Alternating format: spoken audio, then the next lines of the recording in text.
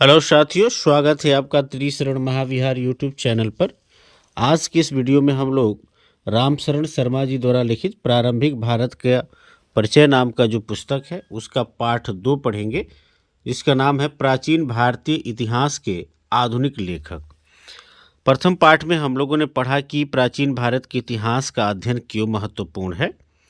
हम सभी जानते हैं कि प्राचीन भारतीय इतिहास के 3 स्रोत हैं। साहित्यिक साक्ष्य है, विदेशी यात्रियों का विवरण है और पुरातात्विक साक्ष्य है। साहित्यिक साक्ष्य के अंतर्गत जो धार्मिक और लौकिक साहित्य हैं ये आ जाते हैं। अंग्रेजों ने जो है 18वीं सदी में जो भी भारतीय साहित्य हैं उन साहित्यों को पढ़कर जो है हमारे इतिहास और हमारे सामाजिक संरचना इत्यादि के बारे में जो है जानकारी एकत्रित करनी शुरू की। आधुनिक समय में अंग्रेजों के द्वारा हमारे प्राचीन इतिहास के लेखन की शुरुआत जो है की गई। फिर बाद में जो है राष्ट्रवादी इतिहासकारों के द्वारा भी जो है लेखन का कार्य किया गया। उन्होंने भी जो है क्या किया, इतिहास लिखा। इस अध्याय में जो है हम लोग पढ़ेंगे कि जो प्राचीन भारतीय इतिहास के आधुनिक लेखक हैं उसके अंतर्गत उपनिवेशवादियों के क्या विचार और योगदान हैं, यानी विशेषकर जो है अंग्रेजों के क्या विचार हैं, क्योंकि वही हमारे देश पे रूल करते हैं, तो उनका क्या विचार और क्या योगदान रहा है हमारे प्राचीन इतिहास को बताने में। फिर राष्ट्रवादियों का दृष्टिकोण और योगदान की भी बात हम लोग करेंगे और अंत में हम लोग राजनीतिक जो इतिहास है उसकी ओर जो है उसकी तरफ हमारा जो झुकाव होता है, मोड़ होता है, उसको पढ़ने का काम करेंगे। आप सभी अवगत हैं कि सिंधु घाटी सभ्यता से ही जो है हमारे देश के लोग लिखना पढ़ना जानते थे। उस समय ही लेखन कार्य शुरू हो चुका था और भाषाओं का भरपूर विकास भी हो चुका था। इवन इफ हम लोगों ने चर्चा भी किया कि जो आर्यों का सबसे प्राचीनतम ग्रंथ है ऋग्वेद, उसमें भी जो है मुंडा और द्रविड़ भाषा के शब्द पाए गए हैं, है ना, जो आर्यों के भाषा से लिए गए हैं। तो उस समय विकास हो चुका था। उसके बाद से जो है आर्यों के द्वारा वैदिक ग्रंथ लिखे जाते हैं और उसके बाद तमाम तरह की किताबें लिखी जाती हैं, वहाँ भी स्पष्ट होता है। सम्राट अशोक ने जो है अभिलेखों पे ऐतिहासिक और संवैधानिक तथ्यों को जो है लिख दिया था। उससे जो है संवैधानिक और ऐतिहासिक जानकारियाँ मिलती हैं।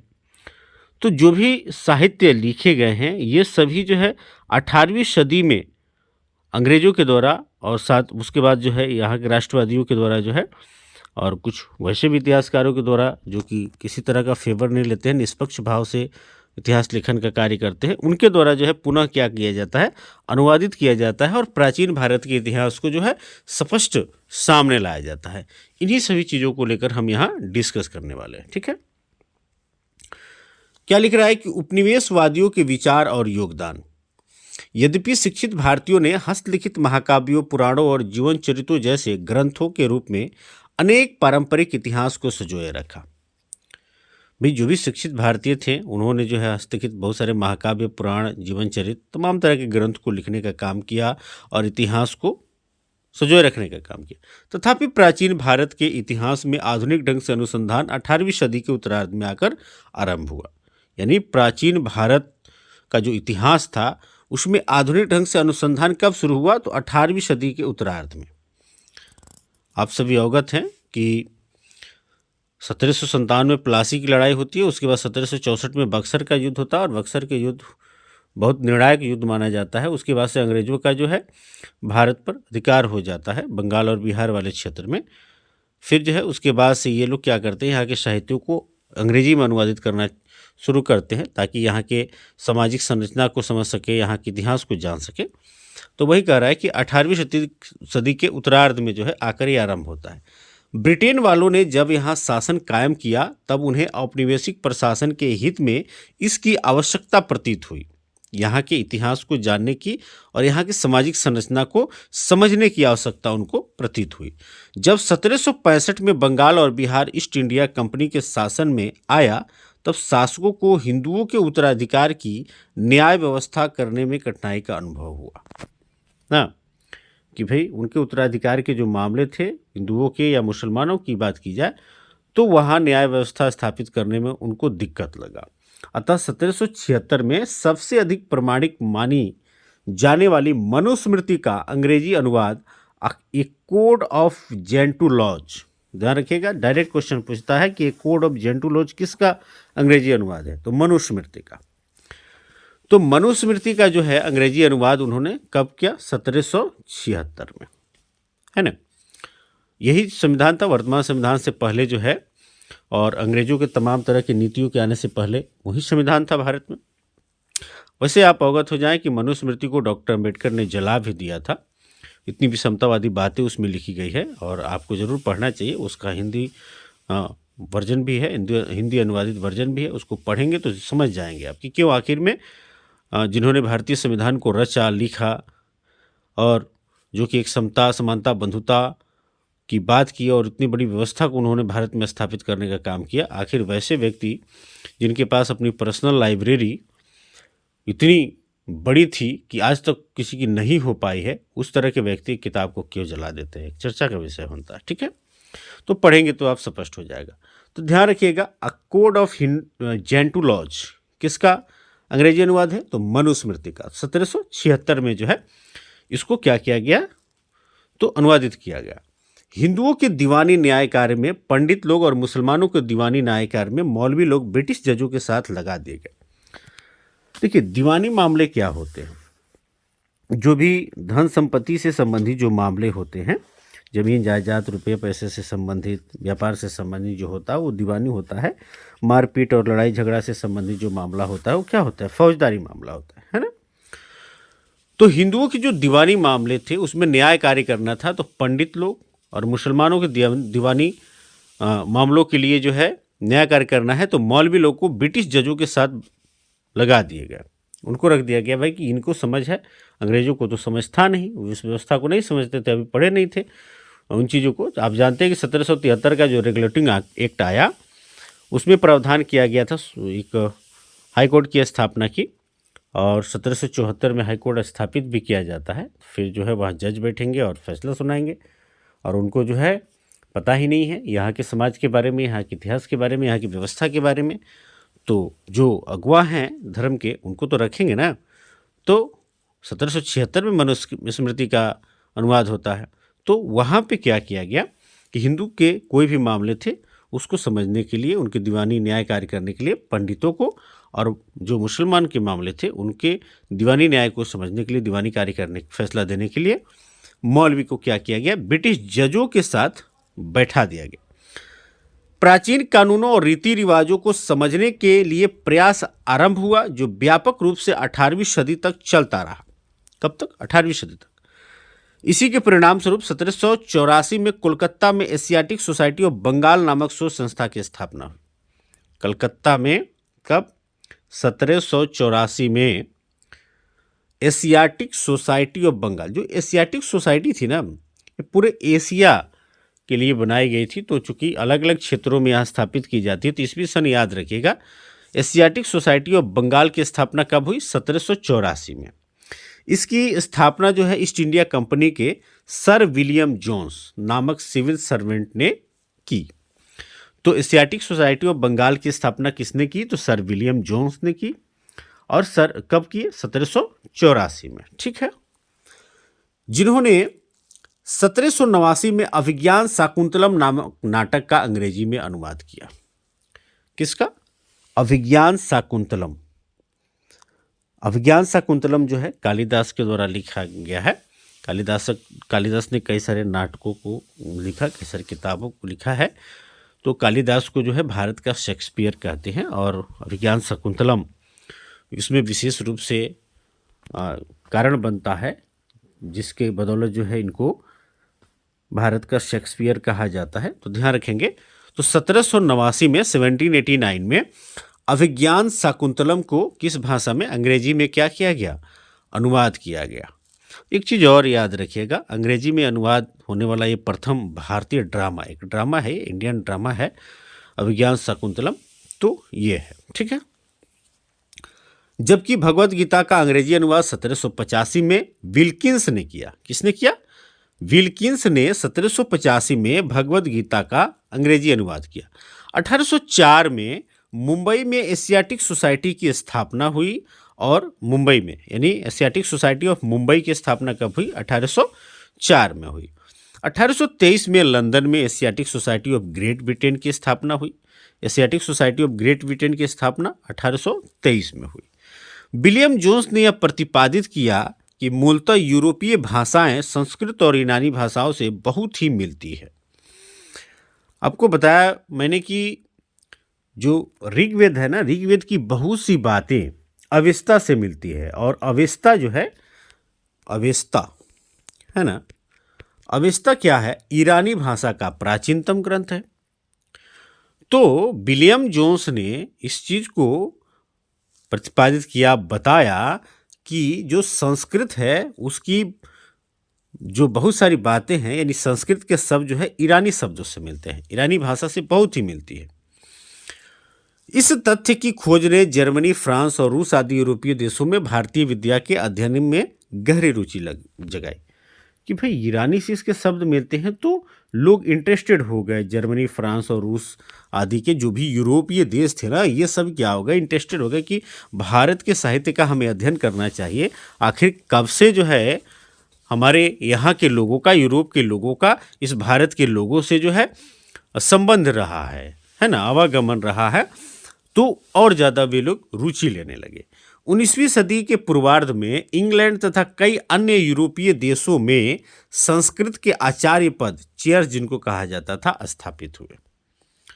क्या हुआ कि इंग्लैंड में और बहुत सारे यूरोपीय देशों में संस्कृत के आचार्य पद की स्थापित होने लगे, जिनको चेयर्स कहा जाता था, ताकि जो है वे क्या कर सके, ये जो संस्कृत में लिखी गई जो किताबें थी, जो ग्रंथ थे, पुराण थे, जो भी वेद वगैरह थी, सबको अनुवादित कर सके ना।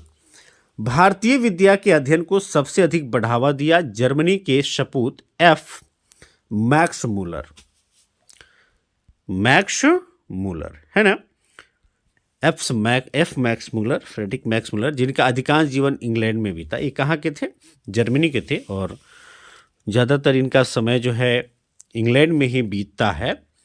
तो फ्रेडरिक मैक्स मूलर जो है वे भारतीय विद्या के अध्ययन को अधिक बढ़ावा देते हैं।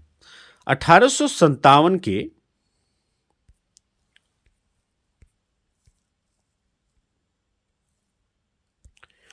विद्रोह ने ब्रिटिश शासकों की आंखें खोल दी। 1857 का जो विद्रोह हुआ, जिसको सिपाही विद्रोह या प्रथम स्वतंत्रता विद्रोह, कई सारे नामों से जाना जाता है, उसकी बात हम लोग स्पेशल करेंगे जब हम पढ़ेंगे। तो 1857 के कई सारे कारण थे, जिसमें यदि तत्कालिक कारण की बात की जाए तो वह कारण था वो चर्बी वाली कारतूस, है ना, जो इनफील्ड राइफल था, उसका जो कारतूस था वो क्या था, एक थैले में बंद रहता था, और ऐसी बात हुई कि भाई उसमें गाय और सूअर का चर्बी मिला हुआ है, जिससे जो है हिंदू और मुसलमान दोनों की धार्मिक भावनाएं आहत हुई और क्रांति हुई। तो अंग्रेजों को लगा कि भाई ये तो ज़रूरी हो जाता है हमें ना, कि भाई भारतीय जो भी साहित्य हैं, हिंदू और मुसलमानों के जो ग्रंथ हैं, जो किताबें हैं, उसको पढ़ा जाए, ताकि उनके संस्कृति के बारे में हम समझ सकें, उनके इतिहास और उनके सामाजिक स्ट्रक्चर को हम समझ सकें, है ना।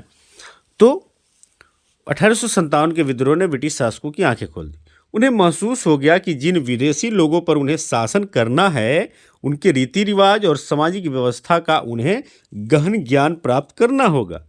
इसी तरह क्रिश्चियन मिशनों के धर्म प्रचारकों ने भी हिंदू धर्म की दुर्बलता को जानना आवश्यक समझा। देखिए, उसके साथ साथ जो क्रिश्चियन मिशनरीज थे, उसके जो मिशन के जो धर्म प्रचारक थे, उन्होंने भी सोचा कि हिंदू धर्म की दुर्बलता को जानेंगे तो बताएंगे, और बताने के बाद से लोगों को अपने धर्म की तरफ खींच के लाएंगे। वैसे तो ब्रिटिशर्स बहुत बाद में जो क्रिश्चियन मिशनों के धर्म प्रचारक हैं उनको भारत में आने का मौका देते हैं, लेकिन पुर्तगाली तो विशेषतः शुरू से ही उनका जो है ये प्रयास रहता है अपने धर्म को लेकर, धर्म का प्रचार प्रसार वो करते हैं, क्रिश्चियन धर्म का। ब्रिटिशर्स तो अपने व्यवसाय पे, व्यापार पे ज़्यादा ध्यान देते हैं, फिर जो है धीरे धीरे अपना राजनीतिक प्रभुत्व स्थापित करते हैं, और अंततः जो है 1813 का जो चार्टर एक्ट है, अब पढ़ेंगे, उस समय इन्होंने जो है जो भी ईसाई मिशनरियाँ थी उनको जो है भारत में आकर धर्म प्रचार करने का अनुमति उन्होंने प्रदान किया।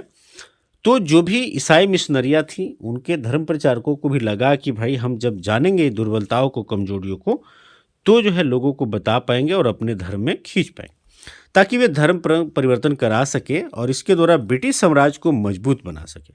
अब देखो, इससे धर्म परिवर्तन करने से ब्रिटिश साम्राज्य मजबूत कैसे बनेगा? भारत के लोग जो है ना, भारत में धर्म की परंपरा बहुत प्राचीन रही है, धार्मिक प्रवृत्ति के लोग रहे हैं और दुनिया के जितने भी बड़े बड़े धर्म हैं सभी धर्मों के लोग अपने यहाँ रहते हैं और भारत के लोग इमोशनली बहुत अटैच होते हैं। अभी जो है अपने धर्म का, अपने क्षेत्र का, अपने जात का, इसको लेकर बहुत अटैच्ड होते हैं। तो ऐसा लगा ब्रिटिशर्स को कि हमारे धर्म के लोग ज़्यादा हो जाएंगे, ईसाई ज़्यादा हो जाएंगे, तो समझेंगे कि भाई हम इसी के धर्म के हैं, तो हमारी व्यवस्था के अंतर्गत जो है उनको रहने में कोई दिक्कत नहीं होगी, कोई परेशानी नहीं होगी, हमको सहर्ष स्वीकार कर लेंगे, है ना। तो ये लगा कि भाई यहाँ साम्राज्य को मजबूत बना सकेंगे। इन आवश्यकताओं की पूर्ति के लिए मैक्स मुलर के संपादकत्व में विशाल मात्रा में प्राचीन धर्म ग्रंथों का अनुवाद किया गया। यह अनुवाद secret books of the east series में कुल मिलाकर 50 खंडों में, है ना, 50 खंडों में, जिनमें कई खंडों के अनेक भाग भी हैं, प्रकाशित हुए। यानी किस नाम से? तो secret books of the east के नाम से धर्म, जो प्राचीन धर्म ग्रंथ थे, उनका अनुवाद किया गया। किसके संपादकत्व में? तो मैक्स मुलर के संपादकत्व में। ठीक है, तो 50 खंडों में, और उसके कई भाग थे, ये ध्यान रखेंगे। यद्यपि इस सीरीज में कुछ चीनी और ईरानी ग्रंथ भी शामिल किए गए, चीनी और ईरानी ग्रंथ भी शामिल हुए, पर वास्तव में प्राचीन भारतीय धर्म ग्रंथ ही प्रमुख थे। प्रमुख रूप से जो है इन्हीं को अनुवादित करने का कार्य किया गया, ट्रांसलेट करने का कार्य किया गया। चीनी और ईरानी भी हुए, लेकिन बहुत नगण्य मात्रा में हुए, भारतीय ग्रंथों का ज़्यादा अनुवाद हुआ। ठीक है, क्योंकि भारत का बहुत नाम था ना शुरू से ही। आप पाएंगे सिंधु घाटी सभ्यता के बारे में पढ़ेंगे तो उस समय भी विदेश से हमारा व्यापार था, सब चीज़ें थी, है ना। तो भारत को बेसिकली वो समझना चाहते थे, जानना चाहते थे, बहुत सारी चीज़ों को वो समझ नहीं पा रहे थे, तो उनको लग रहा था कि भाई समझे हम यहाँ की व्यवस्था को, यहाँ की चीज़ों को, यहाँ के धरोहर को समझे। भारत का बहुत नाम प्रसार था और है भी, ऐसी बात नहीं है। वो बीच में जो ये आर्यों का आक्रमण होने के बाद और उनके जो किताबें हैं उसी में विषमता बहुत सारी भरी हुई है, नहीं तो वास्तव में स्वर्णिम धरोहर रहा ही है। दुनिया ऐसे ही नहीं आकर्षित रही है भारत को लेकर। ठीक है, हमारे यहाँ समता, समानता, बंधुता, भाईचारा ये बहुत प्राचीन समय से चल रहा है। लिच्छवी गणराज्य, है ना, संविधान हम लोगों ने भाई पढ़ा कि भाई सबसे पहला लिखित संविधान जो है हम जानते हैं कि अमेरिका का है, ऐसा पढ़ते पढ़ाते भी हैं। लेकिन सम्राट अशोक ने जो अभिलेख लिखवाए थे वो क्या था? संविधान ही तो था। तो हमारा धरोहर पहले से ही स्वर्णिम रहा है, मजबूत रहा है। समता, समानता, बंधुता, भाईचारा जो रूस में उत्पन्न हुआ उसको पहले से ही तो यहाँ पे गौतम बुद्ध ने जो उसकी बात की तो उन्होंने कहा कि भाई ये बहुत प्राचीन समय से भारत का धरोहर रहा है। और लिच्छवी गणराज्य के बारे में, या जो भी 16 महाजनपद थे उसमें कई सारे महाजनपदों में गणराज्य की व्यवस्था थी, तो हम पढ़े ही हैं या आगे मिलेगा भी, हम पढ़ेंगे। ठीक है, तो इसीलिए जो है भारतीय जो धर्म ग्रंथ थे या भारतीय जो साहित्य थे उसको पढ़ने में ज़्यादा ही अभिरुचि रख रहे थे। अब देखिए, उपयुक्त अनुवादों की प्रस्तावनाओं में और उनके आधार पर लिखी गई पुस्तकों में पाश्चात्य विद्वानों ने प्राचीन भारत के इतिहास और समाज के स्वरूप के बारे में कई सामान्य निष्कर्ष स्थापित किए हैं। उसको पढ़कर उनका मत है कि प्राचीन भारत के लोगों को इतिहास का, विशेषतः काल और तिथि क्रम का बोध नहीं था। उन्होंने पहला आरोप लगाया कि देखिए भाई, आपको तिथियों का बोध नहीं है। आपके जो भी धर्म ग्रंथ तो लिखे गए हैं, जो किताबें हैं, उसमें तिथि नहीं है, एग्जैक्ट डेट नहीं है ना। तो तिथियों का बोध नहीं था, ऐसा उन्होंने आरोप लगाया। उसको पढ़कर कि भाई इनको काल और तिथि का ज्ञान ही नहीं है, उन्होंने तो लिखा ही नहीं है। और आज भी देखते हो वो वेद पुराण आप पढ़ेंगे या उसके आधार पे जो भी आप त्यौहार पर्व मनाते हैं उसमें तो कोई एग्जैक्ट तिथि नहीं है। एक फेस्टिवल जो है 2-2, 3-3 तिथियों पे आ जाती है ना।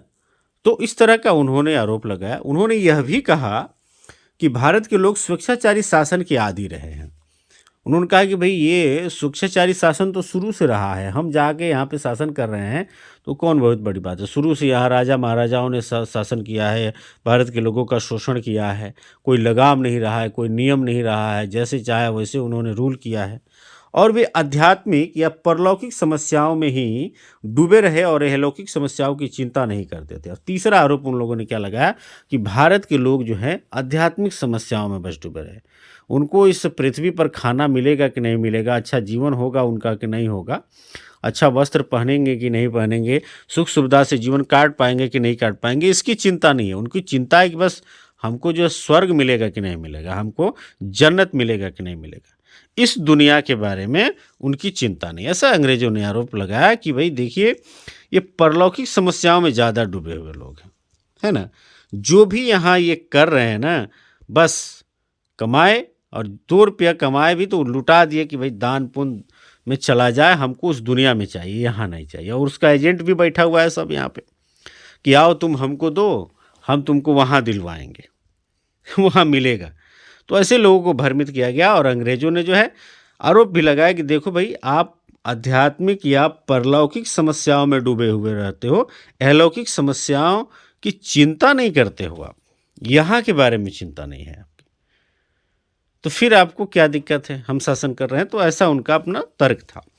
जाति प्रथा या वर्ण व्यवस्था को सामाजिक भेदभाव का भारी कुचक्र माना गया। उन्होंने आरोप भी लगाया कि भाई यहाँ जाति व्यवस्था और वर्ण व्यवस्था है, ये तमाम तरह की सामाजिक भेदभाव है, इंसान को इंसान ही समझा जाता है। मनुस्मृति को पढ़ा तो शूद्रों की दशा देखकर, उनके जो है महिलाओं की दशा देखकर उन लगा कि भाई तो बहुत अमानवीय हैं, क्रूर हैं, है ना। और वो रहा भी है, किताब को पढ़ेंगे तो आप स्पष्ट हो जाएगा। लेकिन वो जितनी हद तक बुराई करते हैं वो नहीं है, बहुत अति कर दे रहे हैं वो बुराई को लेकर, है ना। तो जाति प्रथा और वर्ण व्यवस्था को सामाजिक भेदभाव का भारी कुचक्र माना गया। उन्होंने कहा, पाश्चात्य विद्वानों ने दृढ़तापूर्वक कहा कि भारतवासियों को न तो राष्ट्रीय भावना का एहसास था, न किसी प्रकार की स्वशासन का अनुभव था। कि भाई भारत के लोगों को तो राष्ट्रीय भावना का कोई ज्ञान ही नहीं है, ना स्वशासन की कोई बात है। तो वही बोले ना कि भाई ये तो पूरा धर्मशास्त्र पढ़े नहीं ना, इन्होंने सिर्फ ब्राह्मण ग्रंथ पढ़ा ज़्यादातर, और वो तो भेदभाव से विषमता से भरी हुई है, कारण ये भी रहा ना। उसके अलावा अन्य जो समता समानता बंधुता पे आधारित जो सिस्टम रहा है, जो ग्रंथ रहा है, जो किताब रही हैं, उसको तो ये अनुवादित ही नहीं कर पाए, पढ़ ही नहीं पाए, तो समझ ही नहीं पाए उस चीज़ को कि भाई यहाँ जो है सिर्फ जो है राष्ट्रीय भावना रही है कि नहीं रही है, या ऐसा है कि स्वशासन का अनुभव नहीं रहा है। तो पढ़ेंगे तो पता चल जाएगा ना। जैसे मैंने कहा कि भाई अशोक के समय में जो मानवीयता मानवतावाद का प्रचार प्रसार हुआ ना, उसके बाद से जो है उनके जो अभिलेख हैं उस पे जो नियम कायदे कानून या जो 16 महाजनपद है वहाँ पे लोकतंत्र और डेमोक्रेसी की बातें हैं। तो क्या है ये भाई, ये स्वशासन ही तो है। और इतना बड़ा अखंड भारत जो है रहा तो क्या राष्ट्रीयता के तहत ही तो रहा, राष्ट्रीयता की भावना, नेशनलिस्ट की भावना थी ही। तो ज़्यादातर इन्होंने एक्चुअली ब्राह्मण ग्रंथों को पढ़ा, अनुवादित किया और उसकी विषमता को समझकर ये भारत के सिस्टम को समझने लगे कि यही भारत का सिस्टम है। उस समय वर्चस्व भी उसी का था, इसीलिए इन लोगों को ऐसा लग रहा था। ठीक है, ऐसे बहुत सारे निष्कर्ष विंसेंट आर्थर स्मिथ की पुस्तक अर्ली हिस्ट्री ऑफ इंडिया में प्रकाशित है। ये जो अर्ली हिस्ट्री ऑफ इंडिया किसकी लेखनी है, कि किसने लिखा है, तो विंसेंट आर्थर स्मिथ ने लिखा है इसको। और बहुत सारे बातें, इस तरह की बातें जो अभी हम लोग किए हैं, 4-5 पॉइंट जो बात किए, ये बातें जो है उसमें है। उन्होंने प्राचीन भारत का यह पहला सुव्यवस्थित इतिहास 1904 में तैयार किया। यानी अर्ली हिस्ट्री ऑफ इंडिया कब लिखा गया? 1904 में। उन्होंने यह पुस्तक उपलब्ध स्रोतों के गहन अध्ययन के आधार पर लिखी और इसमें राजनीतिक इतिहास को प्रधानता दी। बहुत अध्ययन के बाद से उन्होंने लिखा और कहा कि राजनीतिक इतिहास यहाँ था, राजनीतिक इतिहास को प्रधानता देने का काम किया कि भाई यहाँ राजे रजवाड़े ज़्यादा रहे, राजतंत्र पे ज़्यादा ध्यान दिया गया, है ना। लोगों का जीवन स्तर सुधार हो उस पर नहीं, एक किसी व्यक्ति को मजबूत बनाने पे ज़्यादा ध्यान दिया गया। यह लगभग 50 वर्षों तक पाठ्य पुस्तक का काम देती रही। 50 वर्षों तक ये मानते रहा गया, इसको फैक्ट माना गया और आज भी विद्वान लोग इसका उपयोग करते हैं। इतिहास के प्रति स्मिथ की दृष्टि साम्राज्यवादी थी। कैसी थी? साम्राज्यवादी। कि भाई एक राजा है, अपने साम्राज्य का विस्तार करना चाहता है, बस बाकी जनता का कोई फिक्र नहीं, चिंता नहीं है। इस तरह का उन्होंने चीज़ों को परोसने का काम किया। लिखा, इंडियन सिविल सर्विस के निष्ठावान सदस्य के रूप में उन्होंने भारत में विदेशियों की भूमिका को उजागर किया कि भारत में जो है विदेशियों की क्या भूमिका रही, और चूंकि इंडियन सिविल सर्विस के वे अधिकारी थे तो उसको उजागर किया। उनकी पुस्तक के 1/3 भाग में केवल सिकंदर का आक्रमण वर्णित है, 1/3 में खाली सिकंदर के बारे में, क्योंकि साम्राज्यवादी व्यवस्था उन्होंने सोच के थे या उस इतिहास को प्रकट करना चाहते थे, तो उसको उन्होंने वर्णित किया। इसमें भारत को स्वेच्छाचारी शासन वाला देश कहा गया है ना।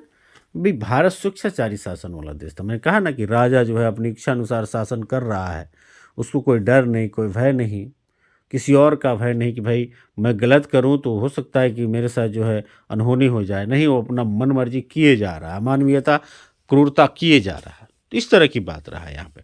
और लोग जो है उसी को ईश्वर परमेश्वर अपना सब कुछ समझ के और उसके छत्र छाया में जिए जा रहे हैं, उसके विरुद्ध जो कोई बोल नहीं रहा है, कोई आवाज़ नहीं उठा रहा है, इस तरह की चीज़ें रहीं, जिससे ब्रिटिश शासन की स्थापना से पहले कभी राजनीतिक एकता का अनुभव नहीं हुआ था, ऐसा कहा।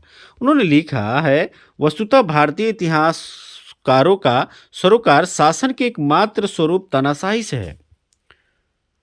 कि भाई जो भारतीय इतिहासकार है ना, बस तानाशाही से शासन का एक स्वरूप मात्र उनका रहा है। इस तरह की चीजें रही। सारांश यह है कि ब्रिटिश इतिहासकारों ने भारतीय इतिहास की जो व्याख्या की है, उसका लक्ष्य था भारत के चरित्र और उपलब्धियों को नीचा दिखाना, है ना, नीचा दिखाना। और विदेशी जो है, यानी जो भी ब्रिटिश इतिहासकार भारतीय इतिहास की व्याख्या कर रहे हैं, प्राचीन भारतीय इतिहास के बारे में बता रहे हैं, तो उनका क्या लक्ष्य है? उनका लक्ष्य है कि वे भारत के चरित्र और उपलब्धियों को नीचा दिखाना चाहते हैं। और जो विदेशी शासन को न्याय उचित ठहराना चाह रहे हो कि विदेशी शासन, हम लोग का शासन बहुत अच्छा है, तुम्हारे यहाँ पहले से अमानवीयता रही है, निरंकुशता रहा है, स्वेच्छाचारी राजा रहा है, हम तो आए हैं तो एक व्यवस्था दे रहे हैं, एक सिस्टम दे रहे हैं, तुम्हारी बातों को सुन रहे हैं। इस तरह से अपने आप को उन लोगों ने क्या किया, अच्छा दिखाने का प्रयास किया कि भाई हम उससे अच्छे शासक होंगे, जो यहाँ के शासक रहे हैं, राजा महाराजा रहे हैं, उनसे अच्छे होंगे हम। तो इस तरह की चीज़ों को जो ब्रिटिश इतिहासकार हैं उन्होंने परोसने का काम किया, लोगों को बरगलाने का काम किया, है ना। यानी वे बोले ना कि एक अतिवाद की तरफ वो बढ़ना शुरू हुए। इसमें कई निष्कर्ष कुछ कुछ मान्य भी प्रतीत होते हैं, बहुत सारी बातें मान्य भी है। आप पढ़ेंगे, अभी भी जो चीज़ें हैं आप पढ़ेंगे तो भाई है भी, जाति व्यवस्था तो था ही, वर्ण व्यवस्था इग्नोर तो नहीं कर सकते हो ना जी। आज 21वीं सदी में भी किताबों में वो तमाम तरह की विभेदनकारी बातें हैं। तो इतनी, अब उस समय तो लोगों को पढ़ने का अधिकार ही नहीं था, तो उस समय क्या होता होगा आप समझ लीजिए। आज के समय में भी छुआछूत होता है, जाति भेद होता है, तो उस समय कितना होता होगा आप समझ लीजिए। बहुत तरह की बातें उस तरह रही। और पढ़िए, ब्राह्मण ग्रंथों को पढ़िए, आपको सारी विषमता स्पष्ट हो जाएगी, सामने आ जाएगी। तो कुछ मान्य भी हैं, प्रतीत होते हैं। उदाहरण के लिए चीनियों की तुलना में भारतवासियों ने तिथि क्रम का कोई प्रबल बोध नहीं दिखाया। इस चीनियों के ग्रंथों में जो तिथियां हैं हमारे यहाँ नहीं है। हालांकि आरंभिक अवस्था में कुछ महत्वपूर्ण घटनाओं का काल निर्देश गौतम बुद्ध की मृत्यु से किया हुआ मिलता है कि भाई गौतम बुद्ध की मृत्यु से कुछ कालबोध का ज्ञान होता है, कुछ तिथियों का ज्ञान होता है हमारे यहाँ। फिर भी इन इतिहासकारों द्वारा प्रतिपादित निष्कर्ष या तो भ्रांत या अतियुक्तिपूर्ण थे। फिर भी जो है ये धोखा देना चाहते थे जो ब्रिटिश इतिहासकार थे ना, या अतियुक्तिपूर्ण अपना दिखाना चाहते थे। ऐसा नहीं कह सकते कि एकदम 100% ये सत्य थे। अपना झूठ उसी में जो है कुछ चीज़ों में अपने झूठ को परोसकर और हम लोग को बरगला देना चाहते थे। ऐसे निष्कर्ष तो ब्रिटिश तानाशाही को कायम रखने की अच्छी प्रचार सामग्री का काम दे सकती थी कि भाई वो चाहते थे कि ब्रिटिश तानाशाही एकदम बरकरार रहे, यहाँ के लोग समझे कि सही में गलत, पहले बहुत गलत लोग थे, ये तो बहुत अच्छे हैं, ये उनसे सभ्य हैं, उनसे अच्छे हैं, उनसे कम अत्याचार कर रहे हैं, है ना। इनके छत्र छाया में हमारा उन्नति होगा, उत्थान होगा, जनता बगावत नहीं करे, इनको भगाए नहीं। ये इस प्रयास में लगे हुए थे ब्रिटिश इतिहासकार। भारत में एक छत्र या एकाधिकारी शासन की परंपरा थी, ऐसा कहकर उन्होंने अपनी उस शासन पद्धति को न्यायोचित ठहराया जिसमें सभी शक्तियां वायसराय के हाथों में रहती थी। अब देखिए भाई, इनके यहाँ भी हम पढ़ेंगे, पॉलिटी में पढ़े भी हैं। यदि आपने पॉलिटी का वीडियो देखा होगा तो आप देखे होंगे कि भाई 1773 के रेगुलेटिंग एक्ट से उसके बाद से जो है आते जाते हैं, तो वायसराय के हाथों में सारी शक्तियाँ रहती है ना। और यहाँ पे आरोप लगाते हैं कि देखो जी, शासक तुम्हारा जो राजा रहा है, स्वेच्छाचारी रहा है, निरंकुश रहा है, जो मन में आया किया। और अपने को भी तो यहाँ पे सारी शक्तियाँ उनके वायसराय के हाथों में नहीं थे, तो उसको न्यायोचित ठहराना चाह रहे हैं। वो नहीं दिखा रहे हैं कि देखो हमारे यहाँ भी है, उसी शासक की तरह वायसराय है, निरंकुश है, स्वेच्छाचारी है, जो मन में आता है वहीं कहता है, करवाता है ना। तो इसी तरह यदि भारत के लोग केवल परलोक की समस्याओं में डूबे रहते थे, तो उनके अलौकिक जीवन की देखभाल ब्रिटिश उपनिवेशकारी लोग नहीं करेंगे तो और कौन करेगा। दिखाना चाहिए कि भाई तुम तो परलोक की दुनिया में सिर्फ रह रहे हो, स्वर्ग और जन्नत की तलाश में रह रहे हो, स्वर्ग नरक के फेर में पड़े हुए हो। तो फिर जो है हम हैं तुम्हारे इस लोक का, यहाँ जो अलौकिक जो दुनिया है, ये जगत जो है, इस जगत के कल्याण उत्थान के लिए हम हैं ना। हम तुम्हारा पेट भरेंगे, हम तुम्हारा सारा जीवन का पार घाट लगा देंगे, तुम उस फेर में खाली रहो, स्वर्ग और जन्नत के फेर में सिर्फ रहो। जैसे धर्मगुरु आपको उसी फेर में डाले रहते हैं ना। कहते हैं सारा रुपया से मुंह को हटा दो, और आते हैं कहीं पे धर्म प्रचार के लिए, हैं कोई सम्मेलन गोष्ठी के लिए, तो उनका फी होता है 2 लाख, 5 लाख, 10 लाख, है ना। तो आपके पूरे लूट के आपको चले जाते हैं दान दक्षिणा के नाम पे, और आपको कहते हैं कि सब पैसा से मोह माया, धन दौलत से मोह माया त्याग दो। तो वैसे ये भी थे, ये कह रहे थे कि तुम दूसरी दुनिया में जब लीन हो, परलोक की समस्याओं में डूबे हुए हो, तो वहाँ डूबे रहो ना जी, इस लोक को संभालने के लिए मैं हूँ ना, है ना। तो इस तरह का इनका अपना साजिश था, ये मान के चलिए, जो ब्रिटिश इतिहासकारों ने ऐसा लिखा, और वो चाहते थे कि एक लंबा समय ब्रिटिशर्स का रहे यहाँ पे। भारतवासी जिन्हें अतीत में स्वशासन का कभी अनुभव ही नहीं रहा, भला वर्तमान काल में अपना शासन आप कैसे कर पाएंगे। देख, कहना चाह रहे थे कि आपको स्वशासन का अनुभव ही नहीं रहा, आपने कभी अपने से शासन चलाया नहीं, तो आप कैसे अपना से कर लोगे। हम हैं ना चलाने के लिए शासन व्यवस्था, बस आप छत्रछाया में रहो, आप मेरा सहयोग करो। ऐसे सभी निष्कर्षों की भीतरी नियत यही दिखाना था कि भारतवासी अपना शासन आप करने में असमर्थ हैं।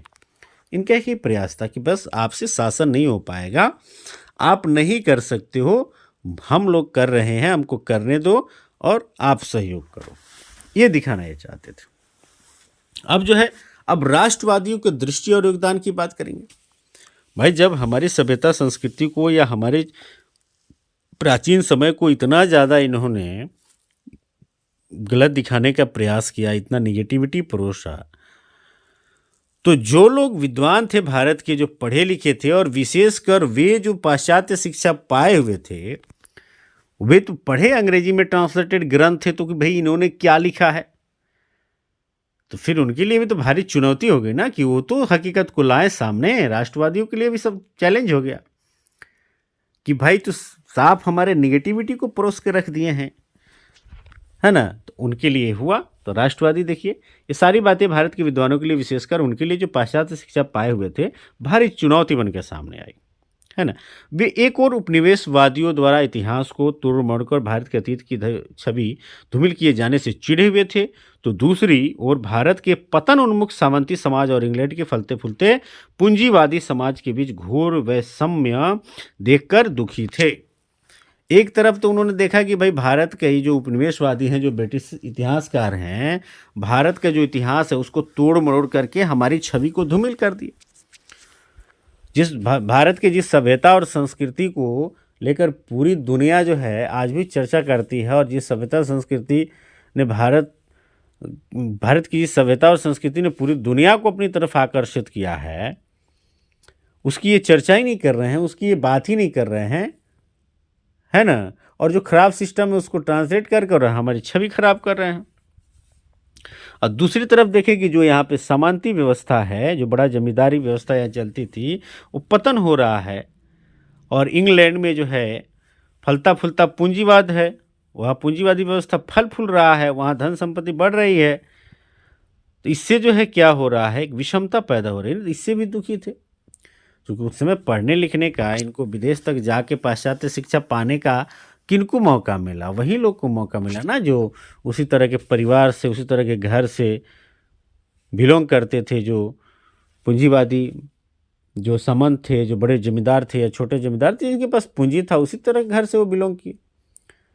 तो उनकी व्यवस्था डगमग हो रही है और वहाँ इंग्लैंड में जो है पूंजीवाद फल फूल रहा है, तो उससे भी इनको दिक्कत। और दूसरा यहाँ के इतिहास को भी और इन लोगों ने क्या किया, और जो है एकदम नीचा दिखाने का प्रयास किया।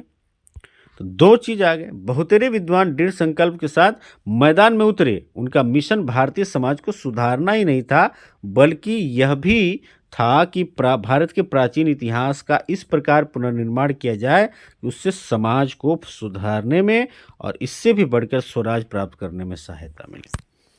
बहुत सारे विद्वान आए, इतिहास का लेखन उन्होंने शुरू किया और दोनों प्रयास हो चले कि भाई भारतीय समाज में विषमता तो है, इसको हम नकार नहीं सकते, तो हमारा लेखन कार्य भी ऐसा होना चाहिए कि ये गंदगियाँ साफ हो और हमारे भारत के लोग एकजुट हों, एकत्रित हों, राष्ट्र जो भक्ति की भावना है, राष्ट्रीय चेतना जो है ये जागृत हो, उनके अंदर भरे, राष्ट्र प्रेम की भावना आए, अपने आप को जो है इस देश का नागरिक समझकर वे जो है भारतीय समझकर एकत्रित हो जाएं, जात और धर्म से बाहर निकले। तो ये भी रहा कि भाई समाज को सुधारा जाए, यहाँ पे गंदगी जो है ख़त्म किया जाए, विषमता जो है ख़त्म किया जाए, और साथ ही जो है जो प्राचीन इतिहास इस प्रकार से पुनर्निर्माणित किया जाए कि समाज सुधरे। यानी वही बात मैं कह रहा हूँ कि भाई जब बताएं हम कि देखो भाई भारत में ये जो ब्राह्मण ग्रंथों में जो विषमता और जाति भेद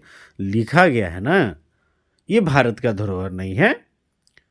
भारत का धरोहर तो रहा है जो कि समता समानता बंधुता पे आधारित रहा है, मानववाद पे आधारित रहा है।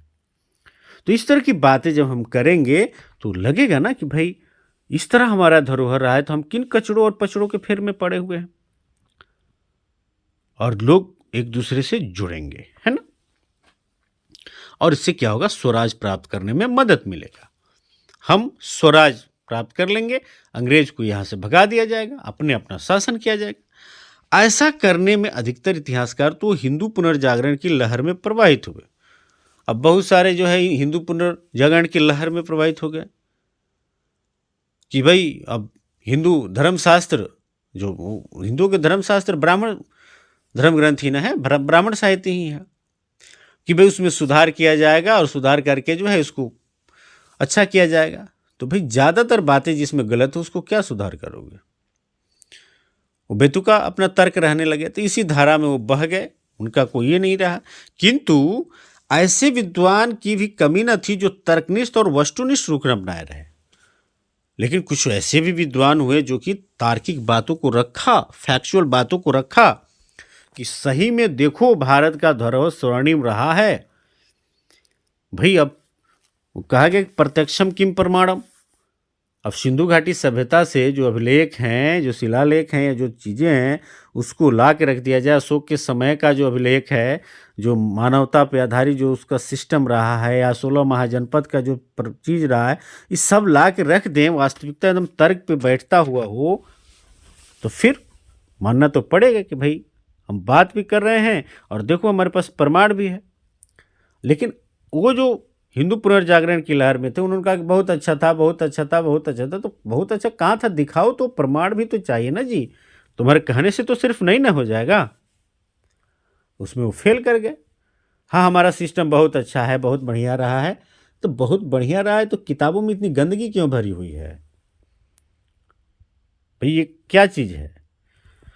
तो उसमें वो फेल हो गए। लेकिन बहुत सारे विद्वान इतिहासकार एकदम तर्कनिष्ठ और वस्तुनिष्ठ रुख अपनाए रखे।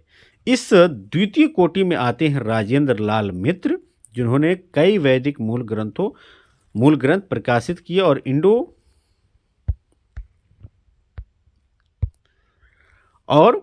इंडो एरियंस नाम की पुस्तक लिखी। तो इंडो एरियंस पुस्तक किसने लिखी? राजेंद्र लाल मित्र ने लिखी।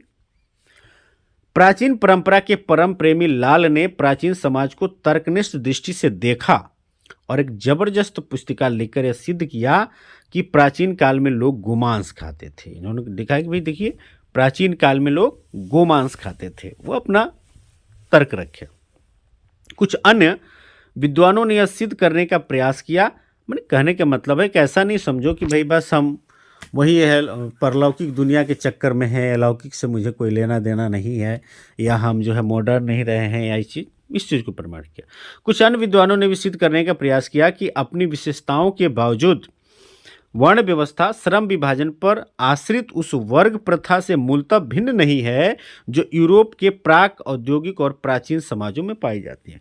कुछ विद्वानों ने कहा कि भाई तुम हमारे यहाँ ढिढोरा पीट रहे हो कि हमारे यहाँ वर्ण व्यवस्था है, श्रम विभाजन पे आधारित व्यवस्था है, तो हम इतना भेदभाव वाली व्यवस्था रखे हुए हैं, तो तुम्हारे यूरोप में जो है ना कि प्राक औद्योगिक और प्राचीन समाजों में जो वर्ग प्रथा पाई गई है वो क्या अलग है हमसे?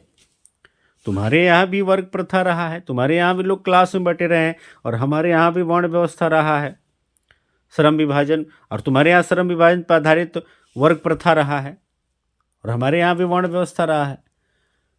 तो भाई तुम अपने आप को श्रेष्ठ कैसे प्रमाणित कर रहे हो? यदि हम गलत हैं, वर्ण व्यवस्था को हमने जो है लेके चला है एक लंबे समय तक, तो तुम्हारे यहाँ भी तो वर्ग प्रथा रहा है ना, यूरोप में भी तो रहा है। तो तुम अपने, उन्होंने कहा कि भाई आप यूरोपवासी अपने आप को ज़्यादा श्रेष्ठ प्रमाणित करने का काम ना करें। आपके यहाँ भी गंदगी रही है, आपके यहाँ भी कचरा रहा है, आपके यहाँ भी विषमता रहा है। इस चीज़ को दिखाने का काम किया उन लोगों ने। महाराष्ट्र के रामकृष्ण गोपाल भंडारकर और विश्वनाथ काशीनाथ राजवाड़े दो समर्पित महापंडित निकले जिन्होंने देश के सामाजिक और राजनीतिक इतिहास के पुनर्निर्माण के लिए विभिन्न स्रोतों को बटोरा। कौन कौन? रामकृष्ण गोपाल भंडारकर और विश्वनाथ काशीनाथ राजवाड़े। ठीक है। R.G. भंडारकर यानी रामकृष्ण गोपाल भंडारकर ने सातवाहनों के दक्कन के इतिहास का और वैष्णव एवं अन्य संप्रदायों के इतिहास का पुनर्निर्माण किया। रामकृष्ण गोपाल भंडारकर ने क्या किया कि सातवाहन के दक्कन के इतिहास का और वैष्णव में अन्य संप्रदायों के इतिहास का पुनर्निर्माण किया। देखिए, इससे पहले जो इतिहासकार हैं सिर्फ उत्तर की बात कर रहे हैं। आप जानते हैं कि उत्तर में जो है सबसे पहले जो है आर्य जब आते हैं तो सप्त सिंधु जो प्रदेश है, जो सिंधु घाटी सभ्यता है, उसको अपने कब्जे में लेते हैं, ब्रह्मगुप्त कहते हैं। फिर जो है पूरे उत्तर भारत को अपने कब्जे में लेके आर्यावर्त कहते हैं, और वहीं पे जो है वो वैदिक सभ्यता अपना डेवलप करते हैं।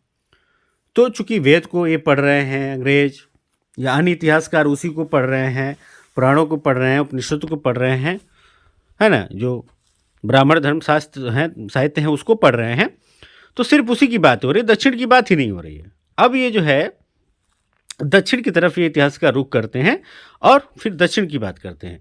वे महान समाज सुधारक थे और उन्होंने अपने शोध के आधार पर विधवा विवाह का समर्थन किया। भाई हमारे यहाँ विधवा का विवाह होता था, कौन कह रहा है कि सती प्रथा था? ऐसा उन्होंने अपना चीज़ को रखा, और जाति प्रथा एवं बाल विवाह की कुप्रथा का खंडन किया कि देखिए हमारे यहाँ जाति प्रथा नहीं था, बाल विवाह नहीं था। तो इस तरह से वो लोग अपना रखते हैं वे इतिहासकार। अब कहाँ तक वो सच्चाई है, कहाँ तक हकीकत है, बात करेंगे हम लोग। वीके राजवाड़े विशुद्ध अनुसंधान की धुन में संस्कृत की पांडुलिपि और मराठा इतिहास के स्रोतों की खोज करते हुए महाराष्ट्र में गांव-गांव घूमे। कौन? वीके राजवाड़े। वे संस्कृत और की पांडुलिपियों को पढ़ते हैं, मराठा इतिहास के स्रोतों की खोज करने के लिए महाराष्ट्र के गांव-गांव में घूमते हैं, और ये स्रोत 22 खंडों में प्रकाशित हुआ, उनके द्वारा लिखा हुआ। कितने खंडों में? 22 खंडों में उन्होंने प्रकाशित किया। उन्होंने लिखा तो अधिक नहीं, किंतु 1926 में उन्होंने मराठी में विवाह प्रथा का जो इतिहास लिखा वह सदा चोटी पर रहेगा, है ना, 1926 में जो लिखा, क्योंकि वह वैदिक तथा अन्य शास्त्रों के ठोस आधार पर खड़ा है। इस तरह से लिखा उन्होंने, और उसमें भारत के विवाह के विकास के विभिन्न प्रकर्मों को लेखकों ने गहरी पैठ के साथ बतलाया है ना। पांडुरंग वामन कांडे ये भी हैं, संस्कृत के प्रकांड पंडित और समाज सुधारक हुए। कौन? पांडुरंग वामन कांडे। उन्होंने विद्वता की चली आ रही परंपरा को आगे बढ़ाया। उनकी विशाल कीर्ति स्तंभ हिस्ट्री ऑफ धर्मशास्त्र, जो वर्तमान सदी में 5 खंडों में प्रकाशित हुआ है। हिस्ट्री ऑफ धर्मशास्त्र किसने लिखा है? तो हिस्ट्री ऑफ धर्मशास्त्र पांडुरंग वामन काळे ने लिखा है।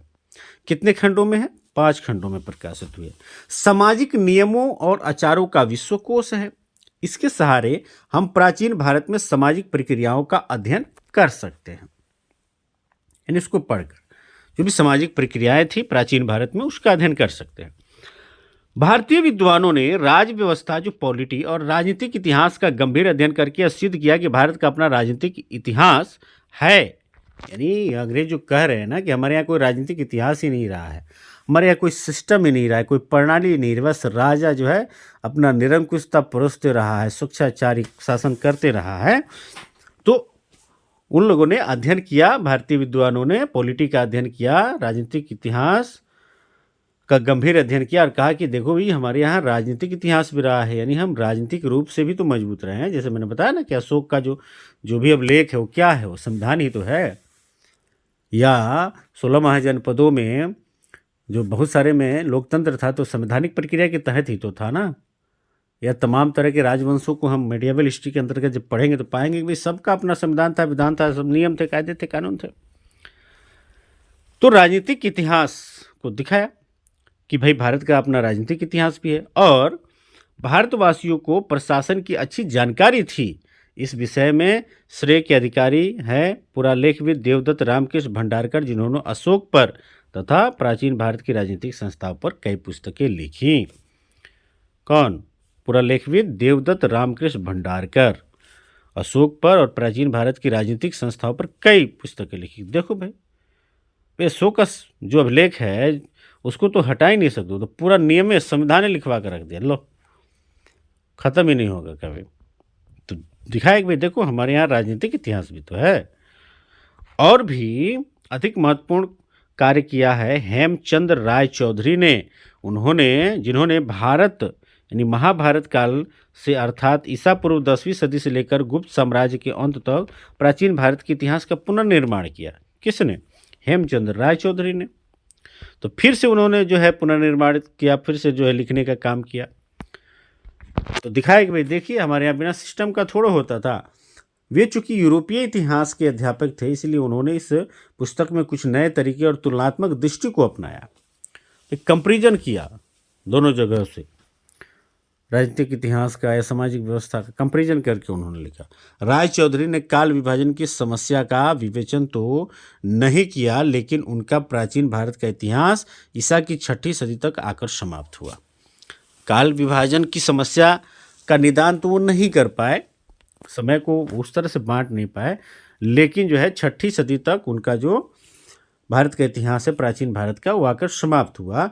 प्राचीन भारतीय इतिहास के पुनर्निर्माण में B.A. स्मिथ के योगदान को सराहते हुए भी राय चौधरी ने उक्त ब्रिटिश विद्वान की कई बातों में आलोचना की है ना, कि भाई यहाँ ये गलत है।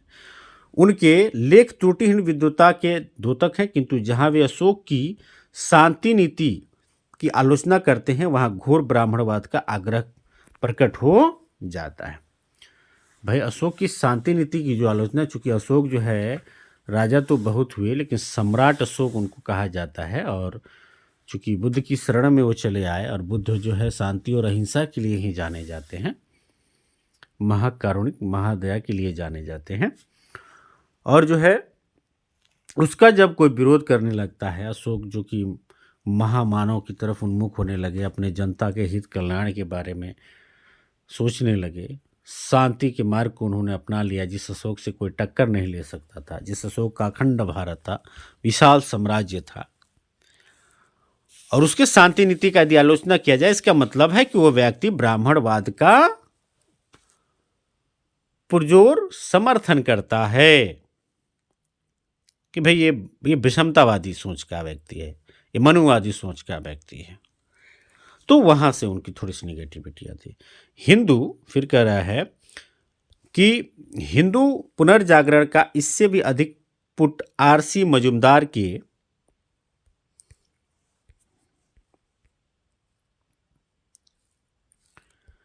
लेखों में मिलता है, जो बहुत लिखने वाले थे और अनेक खंडों में प्रकाशित history and culture of Indian people के महासंपादक थे।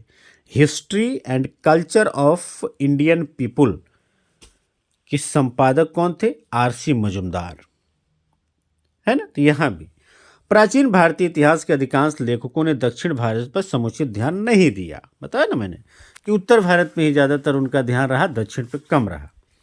यहाँ तक कि दक्षिण भारत में उत्पन्न हुए महान इतिहासविद के नीलकंठ शास्त्री ने भी अपने ए हिस्ट्री ऑफ एंशियंट इंडिया में इसी मार्ग का अनुसरण किया। उन्होंने जो है हिस्ट्री ऑफ एंशियंट इंडिया, ये किसने लिखा? तो नीलकंठ जी ने लिखा। और उसमें जो है वो उत्तर भारत की ही बखान करते रहे, दक्षिण भारत पर उतना ध्यान नहीं दिया, जबकि इनका दक्षिण भारत में ही जन्म हुआ था, है ना। परंतु उन्होंने हिस्ट्री ऑफ साउथ इंडिया लिखकर इस त्रुटि का परिमार्जन कर लिया। जब उन्होंने किताब लिखा हिस्ट्री ऑफ साउथ इंडिया, तो ये जो उन्होंने गलतियाँ की थी कि भाई वो दक्षिण भारत के बारे में तो लिख भी नहीं किया उसके इतिहास को लेकर, वहाँ उनका वो दोष खत्म हो गया। उन्होंने उस त्रुटि का सुधार किया, है ना।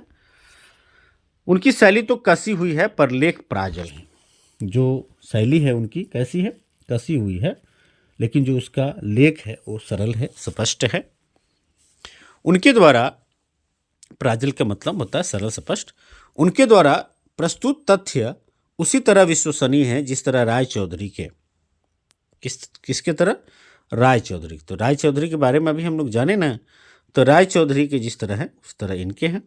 एक बार देख लीजिए राय चौधरी। लेकिन उन्होंने दक्षिण भारत की राज व्यवस्था और समाज के स्वरूप के बारे में जो सामान्य निष्कर्ष दिए हैं उन पर बहुत से विद्वानों ने शंका प्रकट की है, जो उनके निष्कर्ष रहे। नीलकंठ शास्त्री ने ब्राह्मणों की सांस्कृतिक उत्कर्षता प्रतिपादित की है। आपको बताया ना कि राय चौधरी के बारे में कि ब्राह्मणवाद के पुरजोर समर्थक के रूप में वो आए। तो फिर क्या हुआ कि यहाँ भी ये ब्राह्मणवाद की तरफ ही उन्मुख होते हैं। उन्होंने ब्राह्मणों की सांस्कृतिक उत्कृष्टता प्रतिपादित की और इस बात को भी उजागर किया है कि पूर्वकालीन भारतीय समाज में अच्छी समरसता थी, ऐसा उन्होंने बात को रखा। उनके नेतृत्व में दक्षिण भारत के राजवंशीय इतिहास पर कई प्रबंध जो है पुस्तकें लिखी गई हैं, तो याद ध्यान रखेंगे। फिर आगे है 1960 तक अधिकाधिक भारतीय विद्वान राजनीतिक इतिहास की ओर आकृष्ट रहे। 60 तक भारतीय विद्वान जो है राजनीतिक इतिहास की ओर आकृष्ट रहे कि भाई भारत का जो राजनीतिक इतिहास है उसको लिखा जाए। और उन्होंने अपने अपने क्षेत्रों के राजवंशों की ऐतिहासिक गरिमा भी बखानी। जिन विद्वानों ने अखिल भारतीय स्तर पर इतिहास लिखा वे राष्ट्रीय भावना से प्रभावित रहे। भाई अपने अपने क्षेत्रों में उन्होंने जो है राजनीतिक इतिहास को, अपने अपने क्षेत्र के राजनीतिक इतिहास को लिखने का काम किया। लेकिन जिन लोगों ने जो है पूरे अखिल भारतीय स्तर पर इतिहास लेखन का कार्य किया वे राष्ट्रीय भावना से प्रभावित रहे। जैसे पूरे भारत लेवल पर, बृहत भारत पे जो है वो शासन चलता था, इस तरह की चीज़ें रहीं। भारत एक था, एकत्रित था एक। जैसे अभी जो है केंद्र जो है ना, केंद्र सरकार है, फिर जो है राज्य सरकार है। केंद्र सरकार सबसे टॉप पे है, फिर उसके नीचे राज्य सरकार है। तो ऐसे राज्य में एक शासक रहा, एक राजा रहा, उसके अंदर जो है कई सारे छोटे छोटे राजे रजवाड़े रहे, राजकुमार रहे। तो वे क्या दिखाना चाहते? वे दिखाना चाहते अखिल भारतीय स्तर को। तो वे लोग इससे प्रभावित रहे, इसीलिए उन्होंने उस चीज़ को दिखाया। जहां वी.ए. स्मिथ ने अपने इतिहास में सिकंदर के आक्रमण को लगभग 1/3 स्थान दिया, वहां भारतीय विद्वानों ने इस विषय को बहुत ही कम स्थान दिया, है ना। प्रत्युत उन्होंने सिकंदर के साथ पोरस की बातचीत को तथा भारत के पश्चिमोत्तर प्रांत को सेल्यूकस के हाथ में चंद्रगुप्त मौर्य द्वारा मुक्त कराने की बात को विशेष महत्व दिया। भाई उस सिकंदर पे ही सिर्फ रहे कि भाई सिकंदर 1/3 जो सिर्फ सिकंदर के बारे में वर्णन किया, तो भारत के इतिहासकारों ने उस पर बहुत कम ध्यान दिया।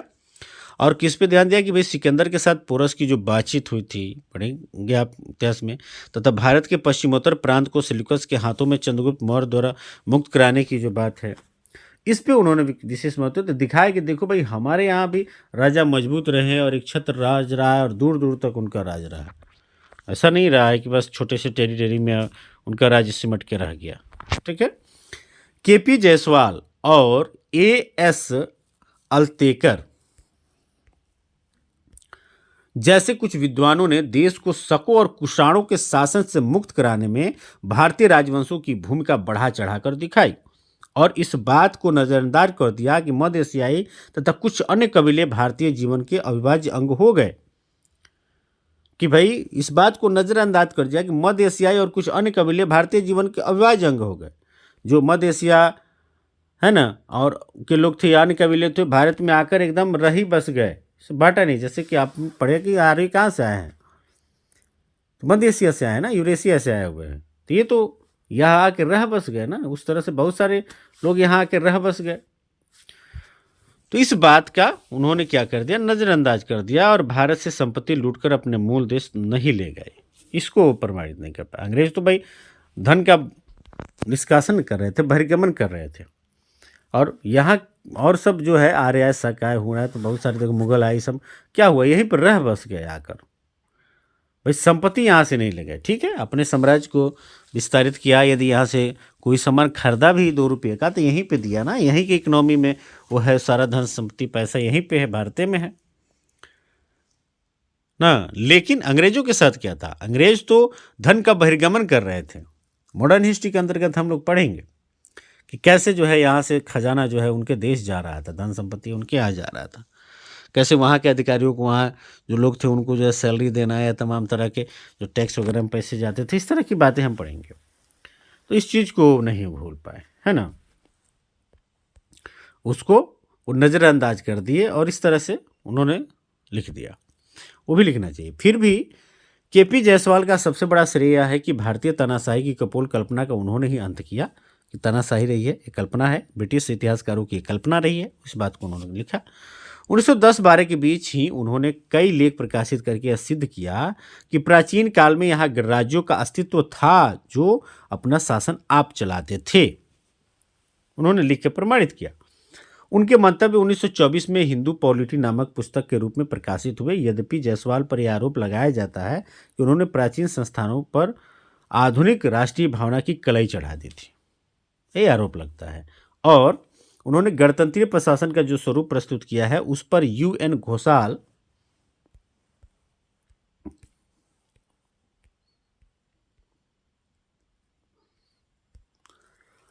सहित बहुत से लेखकों ने आपत्ति की है। तथापि गणतांत्रिक प्रयोग की प्रथा के बारे में उनकी मूल धारणा व्यापक रूप से मान ली गई है और उनकी अग्रणी कृति हिंदू पॉलिटी क्लासिक रचना मानी जाती है।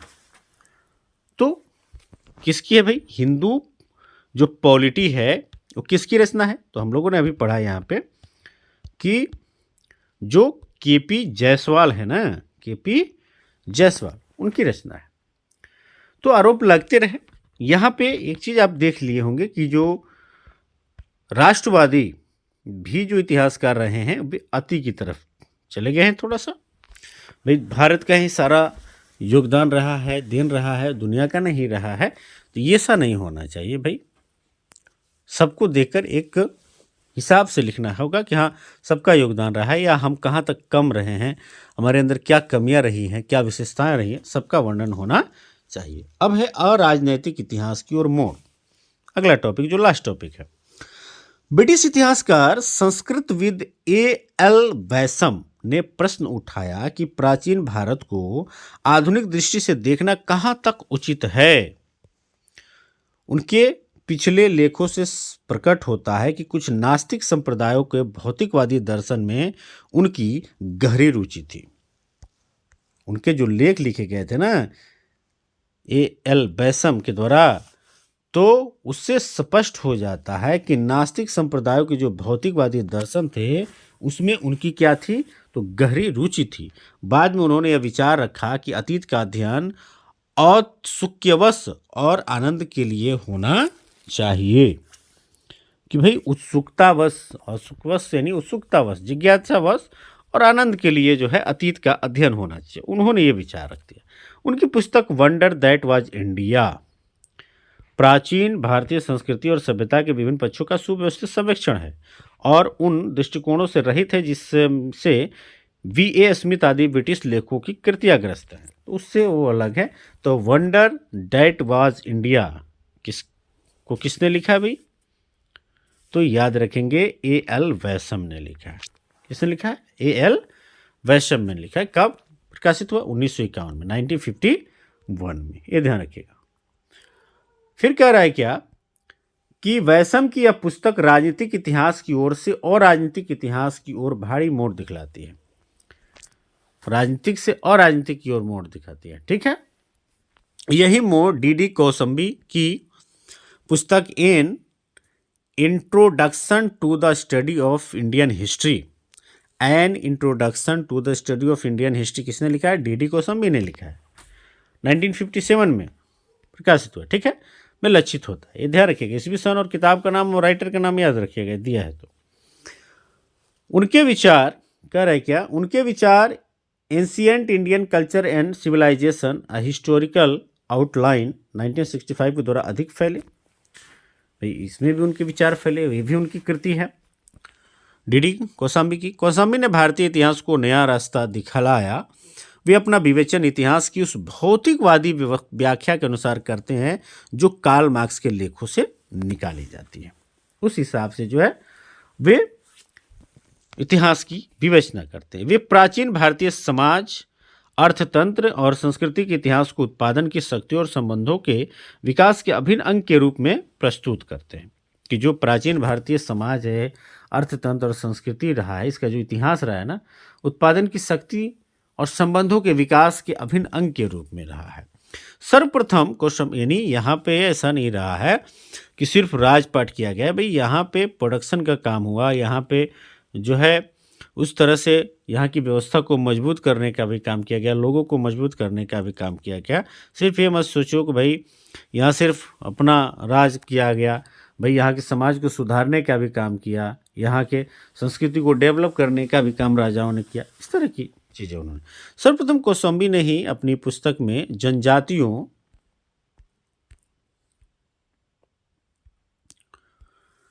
और वर्गों की प्रक्रियाओं की दृष्टि से सामाजिक और आर्थिक विकास की अवस्थाओं का सर्वेक्षण किया कि भाई यहाँ पे सामाजिक और आर्थिक विकास भी रहा है, उसकी भी अवस्थाएं रही हैं, यानी वहाँ यहाँ वो भी हुआ है, सामाजिक और आर्थिक विकास भी हुआ है, उस पर भी राजाओं ने क्या किया है? ध्यान दिया है। इस चीज़ को उन्होंने दिखा। उनकी आलोचना वैशम सहित अनेक विद्वानों ने की है, लेकिन उनकी पुस्तक का उपयोग फिर भी व्यापक रूप में होता रहा है। आलोचना तो होना ही है, सबका होना है, तो फिर भी जो है उनकी पुस्तक का उपयोग व्यापक रूप से होता रहा है, ठीक है। पिछले 40 वर्षों के दौरान प्राचीन भारत पर काम करने वाले विद्वानों की कार्य प्रणाली और दिशा में बदलाव आया है। अब पिछले 40 वर्ष में देखा जाए तो धीरे धीरे बदला है, उनके काम करने, उनके लिखने के तरीकों में, दिशा में, सब में बदलाव है। वे अब सामाजिक, आर्थिक और सांस्कृतिक प्रक्रियाओं पर अधिक जोर देते हैं और उनका संबंध जो है राजनीतिक गतिविधियों से जोड़ने का प्रयास करते हैं, है ना। अच्छा है तो दिखना नहीं चाहिए कि ये राजा अच्छा था, मजबूत था, इसका इस तरह से राज्य था, तो फिर सामाजिक उन्नति के लिए क्या किया, आर्थिक विकास में उसका क्या योगदान रहा है, सांस्कृतिक रूप से डेवलपमेंट में क्या रहा है ना।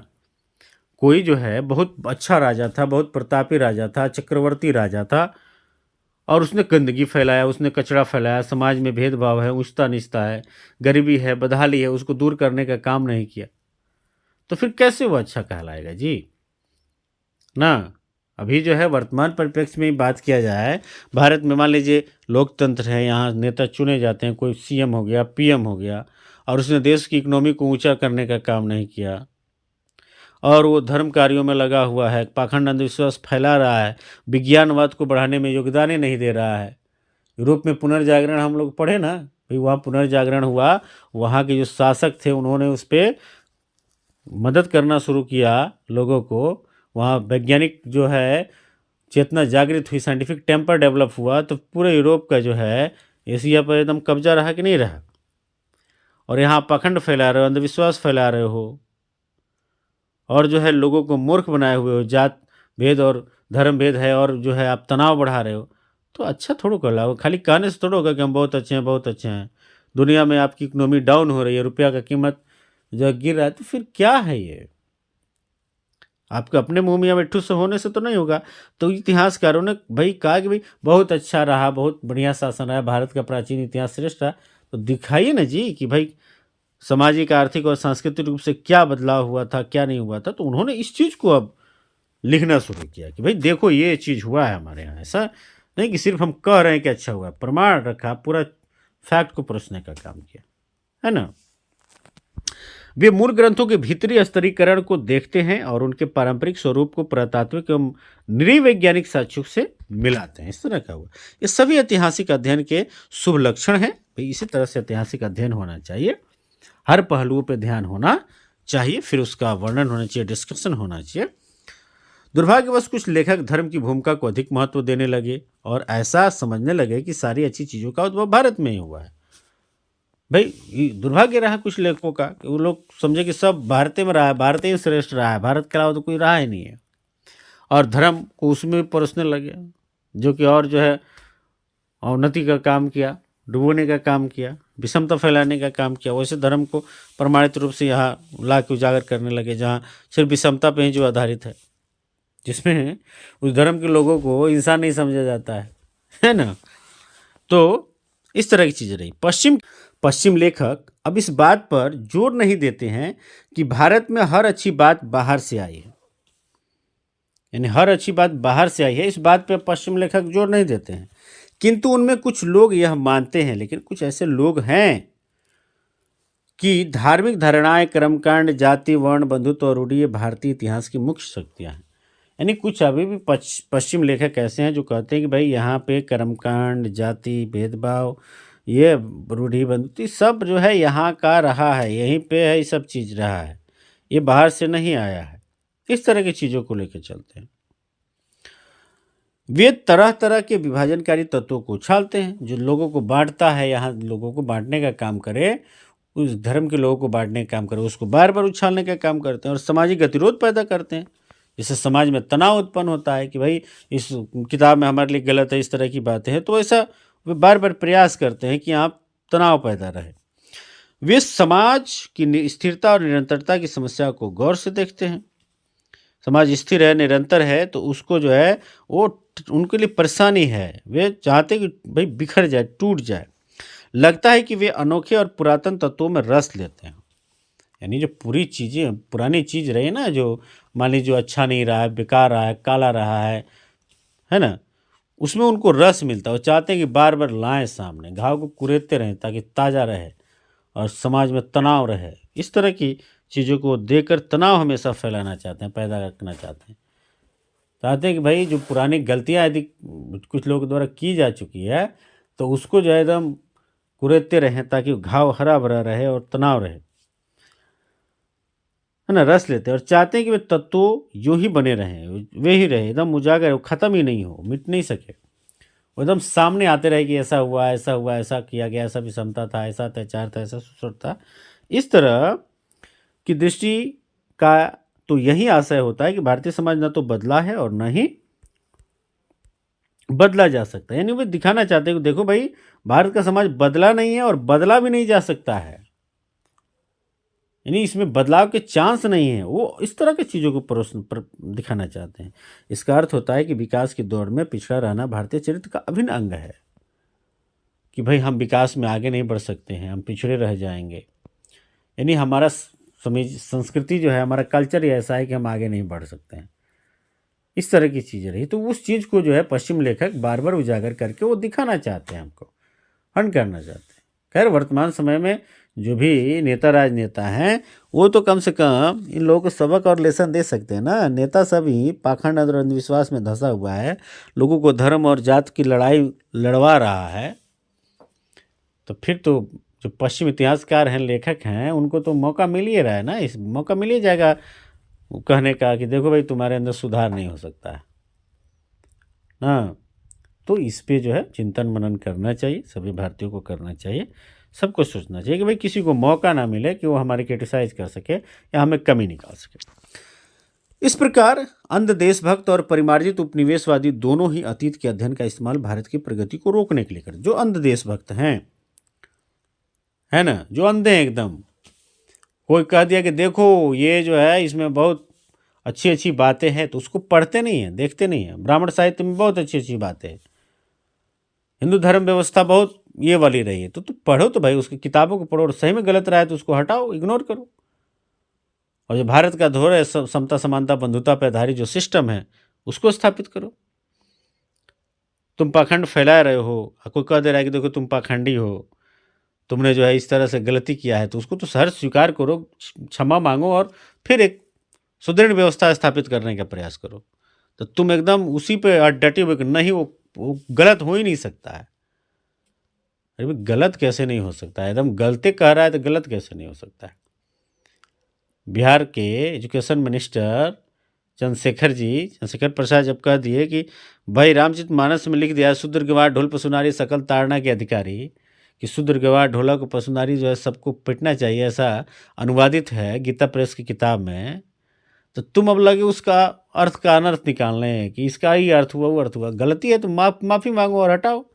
ठीक है, उसका तुम कह दिए कि ताड़ना का मतलब पढ़ना हो गया, ये हो गया, तो भाई ढोलक को क्या पढ़ाओगे? हैं? और उसके बाद से है पशु को क्या पढ़ाओगे जी? क्या उसको शिक्षा दोगे? और वो यदि ठीक है, एक चीज़ का तुमने ताड़ना का अर्थ बदल दिया, पीटना नहीं करके तुमने कहा कि इनको शिक्षित करना चाहिए, उनको पढ़ाना चाहिए, तो बाकी अहि रवन की रात खल सुपचाद अधरूप जे, ये अहि रवन की रात जो भी हैं सब अधरूप हैं। जे वर्णाधम तेली कुमारा सुपट की रात कोल कलवार है, जे वर्णों में अधम है तेली है कुमार है भील है कोल है कलवार है चन है। तो ये सब कब कैसे ये कब बदलोगे? पूजो विप्र सकल गुणहीना पूजनो सुदुर गुणियान पर बिना, हैं विप्र सकल और गुण से हीनो फिर भी पूजनीय है, और शुद्र ज्ञानी हो, विद्वान हो, धनवान हो, संस्कारवान हो, फिर भी पूजनीय नहीं है। ये कचड़ा इतना भरे हुए हो, इसको कब कब इसका अर्थ बदलते रहोगे? तो सिंपल से उपाय है, माफ़ी मांगो कि हाँ गलती हो गई यार, इसको हटाओ, इसका छापना बंद करो, प्रकाशन बंद करो, और फिर जो एक मजबूत एक सिस्टम स्थापित करने का काम करो, और भारत को जो है एकजुट करने का काम करो। उसी गंदगी को एकदम रखे हुए और घुमा फिरा के तुम प्रमाणित करना चाहते हो कि गलत नहीं है, गलत नहीं है। गलत तो दिख रहा है ना, आज समय तो जनरेशन तार्किक हो रहा है, साइंटिफिक सोच का हो रहा है, तर्क तो करेगा। तुम्हारे बेतु का तुमने कहा गोबर में ईश्वर है, तो उसको तो नहीं मान लेगा, वो तो कहेगा गोबर जो है गंदगी है वो पशु का। तो कहने का मतलब है ना, जो अंध देशभक्त है और जो परिमार्जित उपनिवेशवादी है, जो भारत के भी लोग हैं और पूरा जो है उपनिवेशिक सोच का हो गया, ब्रिटिश सोच का हो गया एकदम, उसको भारत में अच्छाई ही नहीं दिखता है। एक तो है कि भारत में खाली अच्छाई दिखता है, एक को वो यहाँ के दोषों को स्वीकार करने के लिए तैयार ही नहीं है, और एक है कि जो बस यहाँ खाली दोष निकाल रहे हैं, अच्छा ही नहीं निकाल पा रहा है। ये दोनों ही जो है ना भारत के प्रगति को रोकने वाले हैं। इन दोनों को अपने सिस्टम में सुधार करके और एक अच्छा व्यवस्था स्थापित करने का यहाँ काम करना चाहिए, ताकि भारत फिर से जुड़ सके, मजबूत हो सके, संगठित हो सके, और देश का जो विरासत है ना, विश्व गुरु रहा है देश, सोने की चिड़िया कहलाया है देश, धन धान्य से परिपूर्ण रहा है देश, वो स्थापित हो सके और अपने बुलंदियों की को प्राप्त कर सके। यह देश ऊंचाई ऊंचाई के एकदम एकदम शिखर पर पहुंच सके तो होगा। अतः यह परम आवश्यक है कि प्राचीन भारत को संतुलित और वस्तुनिष्ठ ढंग से देखा जाए, और देखा जाए भाई जो एक्चुअल फैक्ट है उस हिसाब से देखा जाए। इतिहास हम क्यों पढ़ते हैं? इतिहास इसलिए पढ़ते हैं ताकि हम अपने अतीत को देख सकें और भविष्य का निर्माण कर सकें। यदि हमने अतीत में कोई गलती की है तो उससे हम सबक ले सकें, कहीं चूक रहा है तो उसको सुधार कर सकें। और जब तक आप अपना इतिहास नहीं पढ़ते, डॉक्टर अम्बेडकर ने कहा जो समाज अपना इतिहास नहीं जानता अपने भविष्य का निर्माण नहीं कर सकता। तो जब तक आप अपना इतिहास नहीं जानेंगे तब तक भविष्य आप नहीं बना सके उज्जवल। और सही तरीके से उसको देखिए, समझिए, गलतियों को सुधारिए, और फिर जो है एक मजबूत समाज बनाने का काम कीजिए। लोगों को धर्म और जाति से ऊपर उठाइए, राष्ट्रवाद की भावना लोगों के अंदर भरिए और वैज्ञानिक सोच डेवलप कीजिए।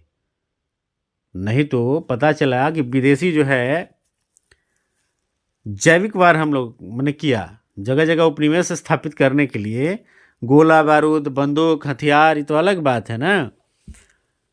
ये तो इससे तो कब्जा करबे किया, जैविक रूप से हथियार अपनाया, सब चेचक जैसी बीमारी को भी विपन की तरह इस्तेमाल किया। भाई उसके शरीर में उसके एंटीबॉडी उसका डेवलप था, चेचक का उनके हाथ पहले से था, तो और जहाँ कब्जा करना था वहाँ नहीं था, तो चेचक को लाके फैला दिया, गांव का गांव स्वाहा खत्म। और 21वीं सदी में भी भारत में जब चेचक होता है तो कहते हो मैया जी आई है, हैं? तो इससे देश का कल्याण होने वाला है। वो हथियार की तरह इस्तेमाल करके कब्जा कर लिए देश के टेरिटरीज पे, क्षेत्रों पे, और अभी भी तक मैया जी बना के पूज रहे हो, कह रहे हो कि हमारा देश जो है विश्व गुरु बनेगा। कोरोना जैसी बीमारी को कोरोना माई बना के छोड़ दिया सब। तो ये सब चीज़ों से हमको लेसन लेना होगा, सीखना पड़ेगा और फिर वैज्ञानिक सोच का लोगों को बनाना पड़ेगा, खुद बनना पड़ेगा। और एक मजबूत भारत बनाने के लिए सबके अंदर राष्ट्र प्रेम की भावना जागृत करनी पड़ेगी। लोगों से अपील करना पड़ेगा कि ठीक है, हमारे सिस्टम के लिए है धर्म, लेकिन वो सब कुछ नहीं है। सबसे ऊपर राष्ट्र है। Nation is above everything. और जब तक हम वैज्ञानिक और तार्किक सोच के नहीं बनेंगे, मानवीय सोच के नहीं बनेंगे, तब तक हमारा राष्ट्र जो है वो बुलंदियों को प्राप्त नहीं कर सकता है, सिस्टम ऊंचाई तक नहीं पहुंच सकता है, सोने की चिड़िया पुनः नहीं कहला सकता है, विश्वगुरु नहीं कहला सकता है। तो इस पे बात करना पड़ेगा। ठीक है, thank you for watching this video guys.